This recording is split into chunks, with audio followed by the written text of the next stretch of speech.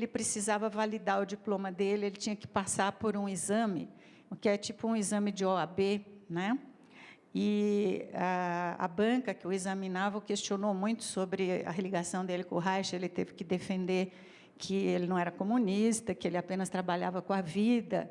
Tudo isso a gente vê lá no livro da biografia dele. E ele falava, né, dessa história. Então, e ele diz também que o Reich trabalhava muito com ergonomia e não suficientemente com análise do caráter nesse período. Então, ele tinha ficado muito fortemente impactado com a vegetoterapia e com o período de análise do caráter do Reich, de antes que ele fosse para a Europa.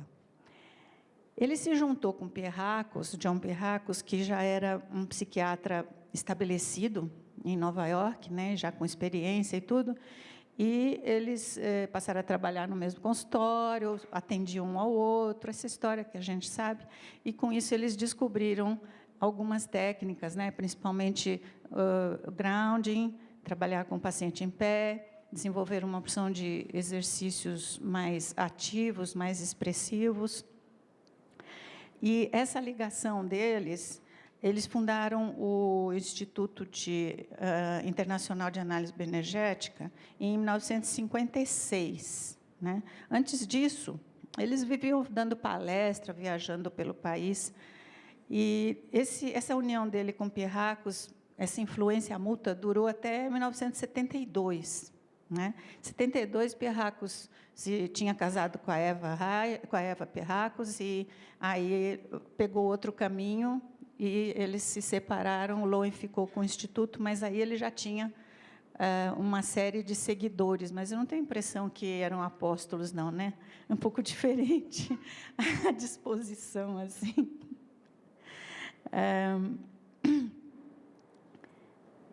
Então, aqui esse histórico, né?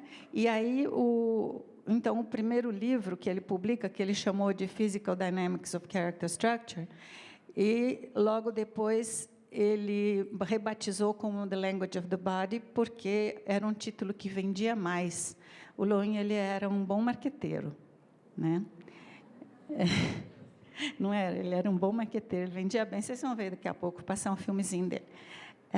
E a gente tem aqui, então, o Corpo em Terapia, que é a tradução desse livro, né, onde ele desenvolve, então, a tipologia caracterológica, passando em revisão aquilo que o Reich tinha colocado na análise do caráter e colocando as observações dele. Né? Então, ele vai detalhar esses tipos, né? O esquizoide, onde, além do que ele escreve no Corpo em Terapia, ele escreve um livro inteiro, que é o Corpo Traído, sobre as pessoas que têm esses traços esquizoide. Oral, e ele também dedica esse livro Corpo em Depressão, inteirinho, sobre esse tipo de padrão de funcionamento. Ele detalha o masoquista. Ele detalha 2 tipos de caráter histérico, com diferentes couraças, né? A couraça flexível tipo teia, que seria os artistas, né? As artistas, atletas, enfim. E o de couraça inflexível tipo placa, né? A pessoa realmente mais rígida, mas com um comportamento psíquico tipo histérico. E o fálico narcisista, onde ele inclui também obsessivo e compulsivo dentro do mesmo capítulo, pelo menos, mas ele diferencia bem esses tipos. Né? E, para esses tipos que ele classificou de rígidos, a gente tem o livro Narcisismo, que é mais dedicado ao fálico narcisista, e o Medo da Vida, que é mais dedicado a histéricos e também fálicos. Então, ele, depois do Corpo em Terapia, ele foi aprofundando, né? E ele coloca também passivo feminino, masculino agressivo. E lá no finzinho do Corpo em Terapia, ele faz um capítulo do esquizofrênico. Eu nunca vi Lowen trabalhar bem com esquizofrênico, né? Não foi o forte dele. Lá na análise do caráter tem um belíssimo capítulo sobre esquizofrênico, né? e com muito detalhe, muita informação. E o Lowen, mais ou menos, acho que ele puxa de lá, mas realmente acho que ele não teve muito sucesso. E até digo que hoje a gente tem a tarefa de desenvolver e divulgar e tratar de descobrir também o que funciona das nossas técnicas para estar com esquizofrênico. E pena que a Rebeca não está aqui, porque ela é muito, como se diz, discreta. Eu só consegui ler num relatório que ela mandou para os Estados Unidos e que passou o e-mail na minha mão, que lá no CAPES, onde ela trabalha, eles estão fazendo um estudo das técnicas adaptáveis para trabalhar com esquizofrênicos. Eu espero que depois ela venha contar aqui para nós, porque, no momento, ela está na Rússia. E nós tivemos uma aluna também de Presidente Prudente. A Marli está aqui? Não? Que pena. A Ivanilda Antunes Vasconcelos. Ela escreveu uma monografia muito bonita, ela trabalha no CAPES de Martinópolis, do atendimento que ela fez de um paciente esquizofrênico lá, utilizando técnicas de bioenergética dentro de uma equipe multidisciplinar do CAPES. Quem quiser essa monografia pode me pedir, que eu tenho. E ela deve sair no site do Ligare, né, em breve, não sei se já está. Ainda não está, mas deve sair logo, então. Tá bom. A Cris está prometendo para 2013. Tá bom. É www.ligarepsc.br.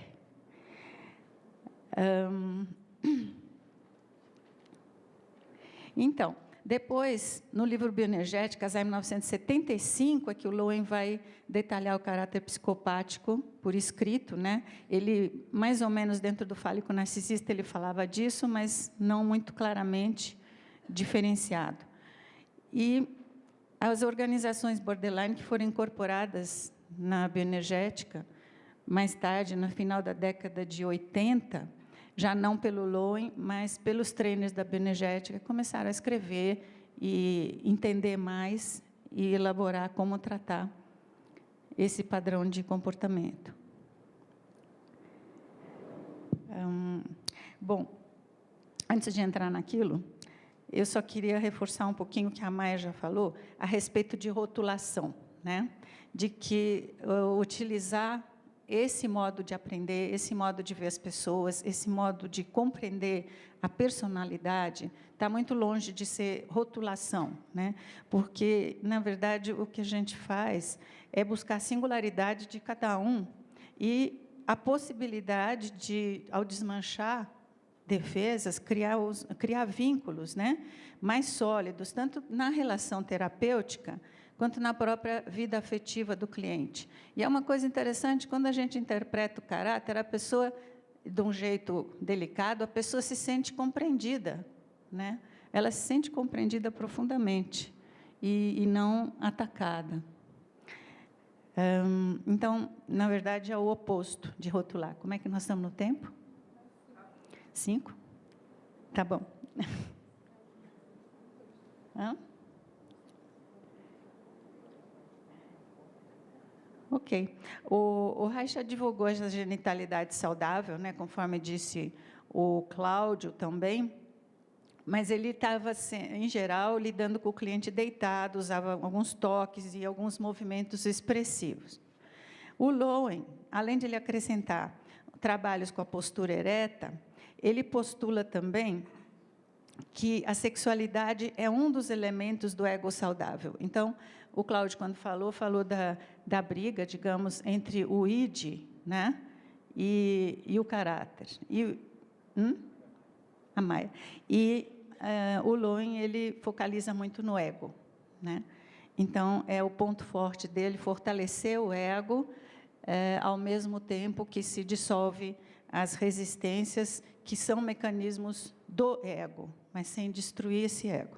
Então, a autoexpressão, contato consigo mesmo e autodomínio passa a ser as 3 pilares, né, como objetivos da terapia, e priorizando um ego integrado que vai incluir a sexualidade saudável, e não apenas uma busca de sexualidade saudável, porque o Cláudio colocou muito bem que sexualidade é uma coisa muito mais ampla, mas esse termo, naquela época ali, de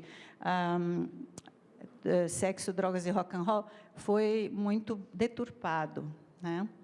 Então, o Lowen, naquela época, tinha que marcar muito bem isso. O Reich, naquela época, ele se confrontava com as autoridades, e o Lowen, por outro lado, ele buscou inovar e promover as mudanças sem bater de frente com o poder instituído. Só lembrando, né, que ele era advogado antes de ser médico, e ele costumava falar com muita ênfase, né, no respeito que ele tinha pela lei, a law, né? Ele enchia a boca para falar law. E uma coisa até meio engraçadinha para nós, ele se valorizava dizendo assim, I pay my taxes.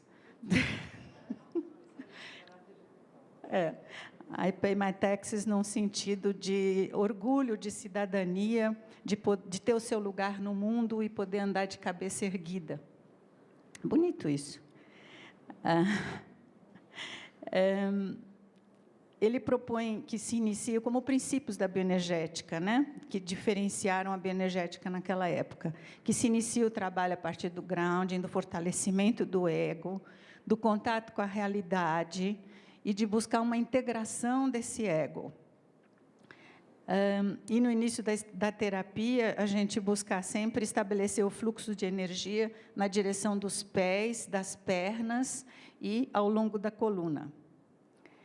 Ele advoga o fluxo e não se prende a um trabalho sistemático com os anéis da couraça, embora ele leve em conta, né, a segmentação de couraça que o Reich propunha. Outra coisa que a bioenergética introduziu mais recentemente, eu gosto muito de um artigo, se todos não tiverem acesso, também pode me pedir, da Angela Klopstek, onde ela fala, chama-se Reavaliando Catarse e Autorregulação. Saiu publicado na Revista de Análise Bioenergética de 2005, para quem não tiver, procura na biblioteca dos institutos, né? Aonde ela faz uma revisão assim bem completa da catarse do ponto de vista psicanalítico e como é que é utilizada nas terapias corporais e os momentos em que a catarse é válida e momentos em que a gente é melhor não priorizar a catarse e lidar de outra forma com a psicoterapia, porque havia sempre uma idealização da catarse, né? Então é um ponto importante que a bioenergética atual realmente mudou. Então, vamos ver. O tempo está curto, né? Para que serve? Vou passar rapidinho, então. Encurta caminhos. Essas informações para elaborar as hipóteses diagnósticas. A gente tem mais segurança para lidar com o cliente, com essas intensidades, excitação, e evitar de inundar o cliente, coisas que aconteciam, e nós temos nos autocriticado muito, todo esse tempo, até com o Ricardo aqui, né, cutucando bastante. Ter um plano de trabalho com ordem e coerência, discutir os casos em supervisão com uma linguagem, uma percepção comum. Importantíssimo, hoje em dia, diferenciar o trabalho de trauma, o trabalho com relação objetal, quer dizer, os caráteres pré-genitais, e as questões edípicas, né? Poder fazer uma análise de transferência e contra-transferência, no sentido de perceber como interage um caráter do terapeuta com o caráter de cliente. E o que eu gosto bastante, que também foi o Ron Robbins que trouxe para nós, e as qualidades de cada tipo de caráter, né? O dom que cada um carrega, cada ferida, cada criança ferida carrega um dom, e esse dom, então, ele vai ser por onde essa pessoa vai crescer, dentro da sua estrutura, e não se transformar numa outra coisa, né? Querer pegar um oral e transformar ele num rígido. Por exemplo, o esquizoide, com o dom da criatividade, falta solidificar, falta persistir e realizar. Então, promover o dom e ajudar a construir aquilo que falta, né? O oral, que comunica muito bem, mas falta independência. O psicopático, que tem o dom de inspirar seguidores, grandes ideias, liderar, mas falta contato com os sentimentos do coração, falta contato com realidade, falta desenvolver senso de ética, empatia. O masoquista, né, que às vezes é mal visto, aliás, o Luiz não gostava muito de masoquista, né? Nossa Senhora! Ai. Quem passou na mão dele sofreu. Ele gostava das histéricas. Por que não, né? O masoquista tem esse dom de ser solidificador, né? E nas relações e nas situações. Então, é uma qualidade importante.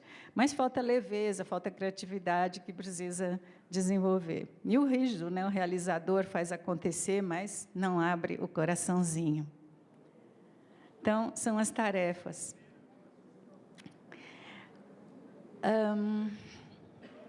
Como é que está, Maia? Acabou. Então, olha, só isso aqui. Sempre é tempo para mudar.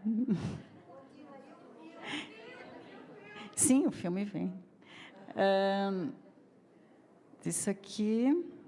Então, eu vou dizer que eu não falei aqui que nós trabalhamos também com campo energético, com chakras e com espiritualidade. Não haveria tempo. A Liane vai falar dessas formas de trabalhar, eu acredito. E porque também estou fazendo o curso de biossíntese, né? Eu agora sou apóstola da Liane.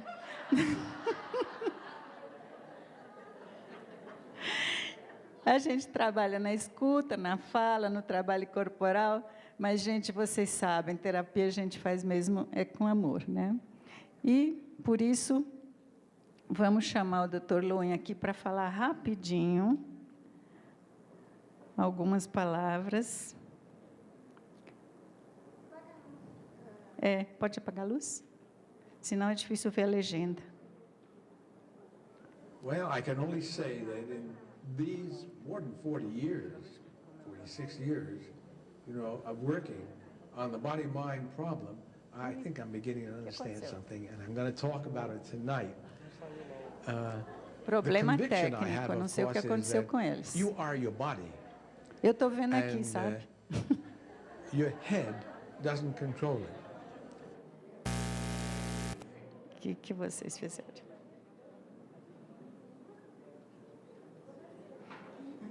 Você quer o pendrive?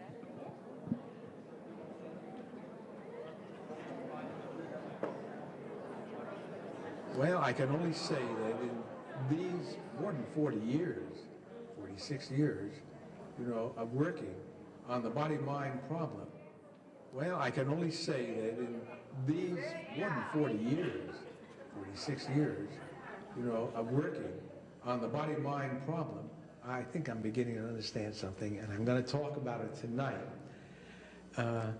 The conviction I have, of course, is that you are your body, and your head doesn't control it in a positive way. It can control it in some respects in a negative way.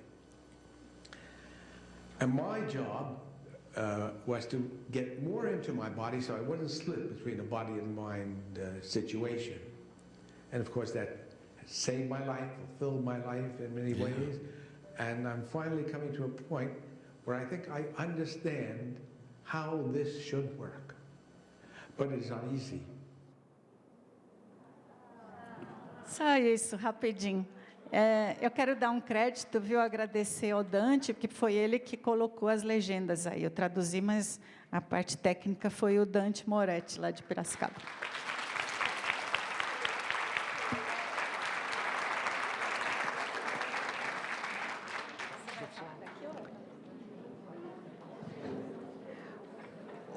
O Ricardo me pediu para distrair vocês, enquanto ele prepara a sua... Você dançar, Maia.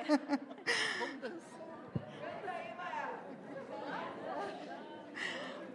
Bioarte.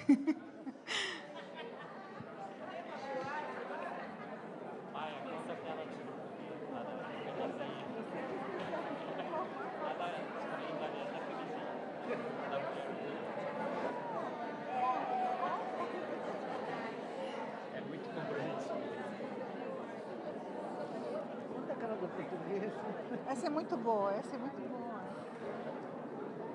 Só que eu não lembro o que o alemão fala e o que o inglês fala. Oi, oi. Você já pode? Opa, já está pronto. Pronto! O Ricardo já está pronto. Vamos nos sentar. Uhul!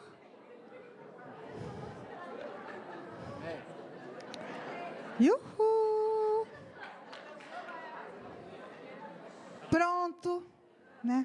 Passar a palavra agora para o Ricardo, que nos vai falar sobre o tema em psicologia biodinâmica. Ricardo. Bom, antes de qualquer outra coisa aqui, né? Acho que é importante comentar, né? O 8º encontro das 3 bios, acho que é um empreendimento bem sucedido, que comove, né? De estar aqui com essa alegria, com essa energia e conversando, né? Para quem é dos velhos tempos, né? Que as escolas viviam se dando cotovelada e rasteira, né? Era uma coisa feia, né? Como briga de irmão, assim, né? Quanto mais parecido, mais briga tem, né? E é muito legal a gente estar podendo dialogar e trocar ideia, né? Um ouvir o outro. E acho que a gente está crescendo muito nesse movimento, né? E é muito gostoso estar aqui, né? Com gente de várias linhas e com respeito, né? E eu acho que assim as teorias são mapas, mas são mapas transitórios, né? Estava até conversando com o Paulo Albertini hoje de manhã de uma história que eu ouvi do Freud, que ele uma vez tinha né? Estavam fazendo uma tradução para o inglês lá na Inglaterra, tal. E não conseguiam chegar a um acordo de como traduzir um trecho lá e, né, escreveram para ele, Dr. Freud, como é que o senhor sugere, não sei o quê, porque nós estamos aqui encafifados e tal. E a resposta dele foi assim, olha, não liga não, porque isso daqui a 10 anos vai estar desatualizado, então, qualquer coisa está bom, né? Então, isso são palavras de um gênio, né? Um cara fala, olha, ele é um conhecimento transitório, é passageiro, a gente faz um mapa do caminho, depois entra um novo conhecimento, a gente vai transformando, então, não é para a gente, né, ter uma identidade, se apegar ao conhecimento, falar, isso sou eu. Falar, a gente é algo maior que isso, a gente é um afeto, é um ser que vive e que usa mapas teóricos para circular aí, mas não é isso a nossa identidade, né? Isso está sempre mudando, qualquer pessoa, né? Tem um filósofo aí, se não me engano, é o Pascal, que falava, eu não me envergonho de mudar de ideia porque eu não me envergonho de pensar, né? Então, é um pouco isso, você está pensando, você pensar é mudar de ideia, se você pensa em não mudar de ideia, isso não é exatamente um pensar, né? Você o tempo todo, né, se está vivo, você está mudando, né? Então, o que eu vou apresentar hoje aqui é um recorte de como a gente vê a biodinâmica hoje, que é diferente de como... Deixa eu ficar um pouco em pé aqui para circular um pouco mais, né? Que é diferente da biodinâmica dos anos 60, e é diferente da biodinâmica da Europa, enfim, é o nosso recorte, né, aqui no Instituto, e vamos apresentar para vocês, espero que possa servir, né, para iluminar caminhos aí também, ou pelo menos para estimular um debate, pensar numa forma diferente, né? Então, vamos... Bom, a primeira coisa, então, começar com o Reich, né? O que o Reich disse? Ele falou, olha, que a análise do caráter é a aplicação do método de análise das resistências à personalidade total do indivíduo. Ou seja, falar de caráter, de análise do caráter... Oi? Tá bom, acho que eu vou circular aqui um pouco. Daqui a pouco eu circulo também, né? Para enxergar, tá bom. Então, basicamente, quando a gente está falando de caráter, de análise do caráter, a gente está falando em resistência. Esse é o tema central, né? Toda a teoria dele, toda a teorização foi muito em cima disso. Olha, como lidar com um tipo de resistência específica, que é essa resistência do caráter. Tá? Então, ele bolou todo um método muito, né, bem definido.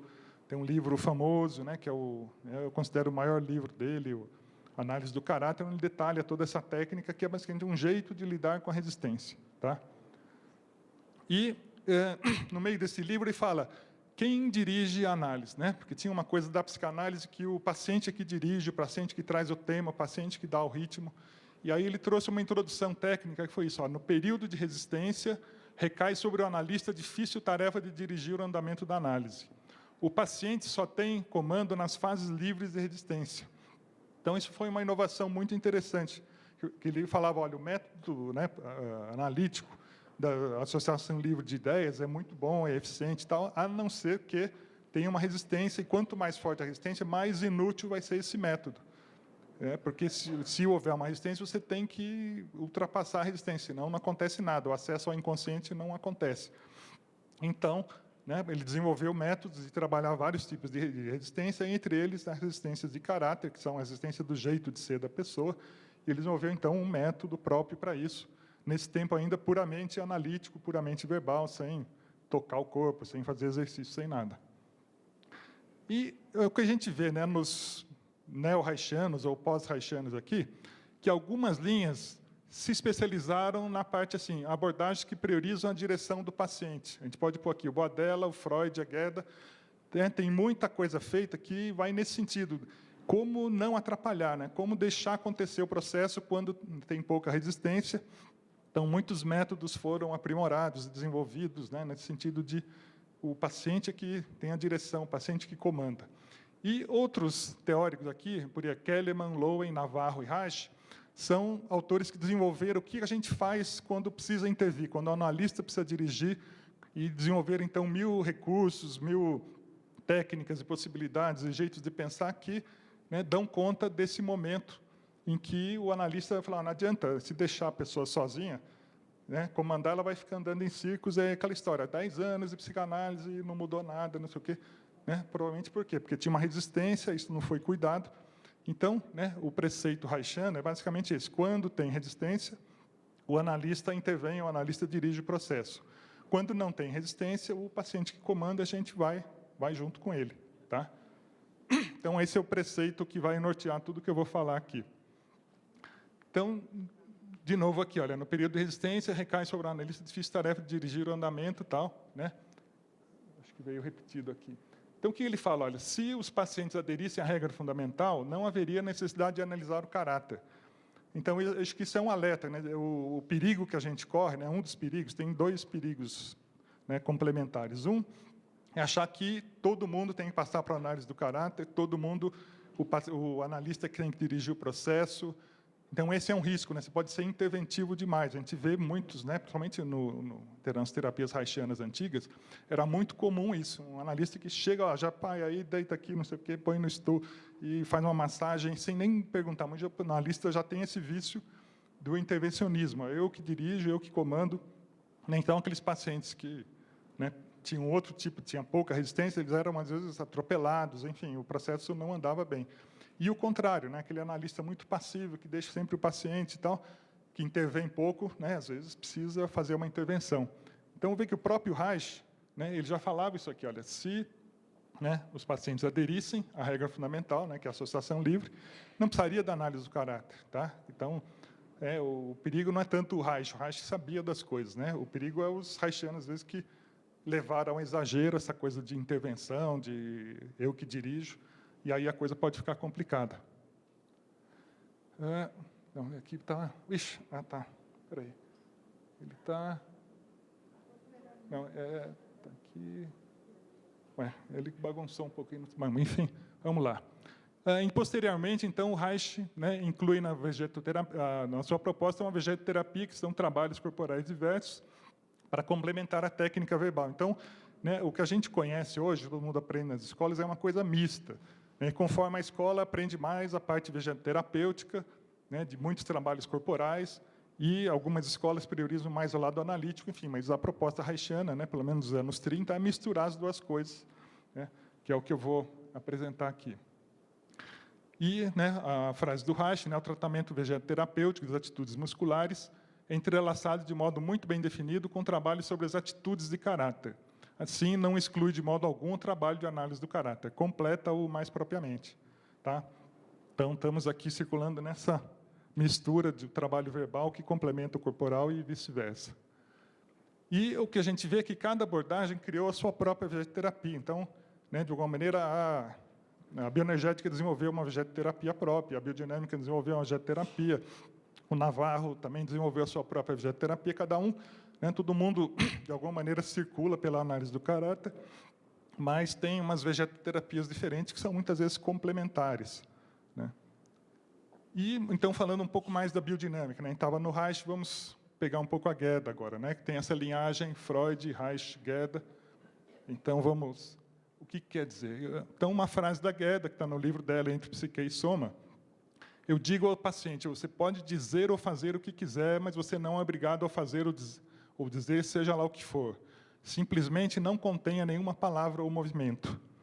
Acho que qualquer pessoa que já estudou psicanálise reconhece aqui, né, a semelhança com a associação livre de ideias. É o que a gente chama de associação livre de movimentos, ou o método do impulso interior, né, ou o método da parteira, como ela chama também, que é justamente isso. Olha, você autoriza o paciente, deixa as coisas virem, deixa acontecer, né? Então, vamos dizer, a Gerda trabalhava muito com essa noção, né? E, pelo que eu conheço da biossíntese, isso também é muito importante, né? Olha, identifica pela ressonância, pela leitura, o que está brotando e deixa acontecer, e a coisa vem de dentro e desabrocha e acontece, né? Então, é uma técnica, como eu falei, tem uma vocação menos intervencionista, mais de deixar vir da pessoa que está sendo atendida e não tanto, né, o terapeuta dirigir. Então, aqui retomando, né, essa frase do Reich, o que nós vamos fazer? É uma sistematização que eu estou procurando fazer, que é isso. A gente procurar ler os graus de resistência e dosar o tipo de intervenção. Então, teoricamente, a gente pode dizer, olha, tem um grau sem resistência, essa pessoa não precisa de terapia, né? Se ela tiver muito pouca resistência, ela mesma tem um insight, ela faz uma meditação, ela procura as companhias certas, ela vê um filme, e ela mesmo se autorregula e se desenvolve. Então, essa pessoa com resistência muito baixa, provavelmente ela não precisa ir, olha, eles nem chegam no consultório. Então, tipo meio teórico, assim, as pessoas, né, não vão porque já estão bem, elas mesmas se arrumam um jeito de se conhecer e pronto, né? Tem o outro tipo, que é a resistência muito pequena. Então, nesses casos, né, o que acontece? Né, segundo a minha visão, né, que é o jeito de eu ver a biodinâmica, aí você usa esse método de associação livre de movimentos, ou o método da parteira, que é um outro nome para isso, que é isso, né? A parteira ela não faz o parto, ela acompanha, ajuda a cortar o cordão, dá uma força para a mulher, mas o parto vem de dentro, né? É uma coisa entre a mãe e o bebê, um parto normal. Então, é um pouco isso, né? E a gente treina muito isso em biodinâmica, como não atrapalhar. Parece que é simples, né? Mas, por exemplo, eu tenho, pelo meu caráter, né, uma conduta mais intervencionista. Eu sempre fui mais... Não gosto de ficar muito parado, né? Eu meto a mão e vamos fazer alguma coisa. E foi um aprendizado, né? Como fazer isso para esperar o tempo do paciente, entrar no ritmo da pessoa e, né, respirar e deixar vir no momento certo. E é difícil, né? A gente vê com os alunos, não é fácil treinar isso. Parece que assim, é só deixar acontecer. Mas é muito comum, se você quiser deixar acontecer, você entedia, você começa a pensar em outra coisa. Estar presente ali, junto, e, né, e sintonizar o ritmo da pessoa é um treino difícil, isso, né? Eu posso assegurar, por mim e pelos alunos que eu conheço, que não é nada tão simples, né? E é muito poderoso. Quando a pessoa... E, né, eu acho que todo mundo já trabalhou com terapia, né, tem uns pacientes que chegam e quase que a gente assiste de camarote a terapia, né? Tem uns pacientes que chegam e falam de 1000 coisas e associa e falam, nossa, eu já separei no meu casamento e agora mudei de trabalho e, nossa, que insight, ele falou uma coisa, agora eu percebi o negócio da minha infância. E você só quieto lá, puxa, né, legal, bacana, é isso aí, vai em frente, fala mais disso, né? E você não faz nada e a coisa acontece, né? É incrível, né? Tem um caso da Gerda que ela conta, que é muito curioso. Diz que entrou um paciente uma vez, e o cara ficou sentado na cadeira quieto, ela ficou na cadeira quieta também, e ela começou a meditar, falou, bom, não vou fazer nada e tal, e ficou no estado meio meditativo assim, e acabou a hora da sessão, falou, bom, acabou, né? O cara foi embora, voltou na outra vez, aconteceu a mesma coisa, ela ficou parada, quieta lá, acabou a sessão, o cara foi embora. Lá depois de umas 4 ou 5, ela falou, já começou a ficar culpada. Falei, puxa, né, estou cobrando e